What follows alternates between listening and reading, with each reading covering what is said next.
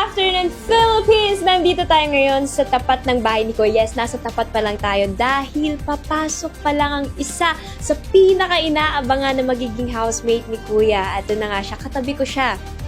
Ayan na. May hula na ba kayo kung sino siya ang nag-iisang prinsesa ng buhay ko? Stacy! Hi!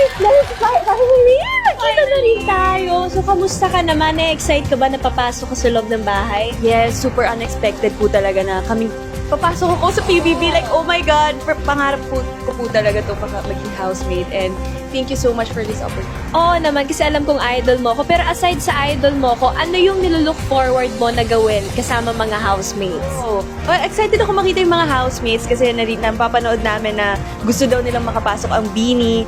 And ayun, gusto ko silang makausap, ganyan, kamustahin kung kumusta na ba sila, kung kumakain ba sila ng maayos. Ayun. May bala ka bang ipagluto sila? Oh yeah, I'm gonna cook for them. I'm gonna cook siniging. Kung pagpalahin. Ay, kung rin. At yan, nakasama na nga po natin siya. Abangan niyo ang pagpasok niya at abangan niyo ang unang gagawin niya para mabuzz siya ni Kuya. Okay, but wait, there's more. Meron pa kung di lang ako ang papasok sa bahay ni Kuya. There's more! Look, look, look! It's her! Hi, Miss Joanna! Hi, I'm Stacy. Hello. So, kamusta? Anong nararamdaman mo ngayon? Ready ka na bang iwan ng outside world? Ano masasabi mo bago ka pumasok sa bahay ni Kuya? Gusto ko lang po magpaalam sa magulang ko. Sana payagan niyo na ako mag-overnight this time. Baka susunduin nila ako tonight. Sino yung mga pinaka inaabangan mong makasalamuha sa loob ng bahay?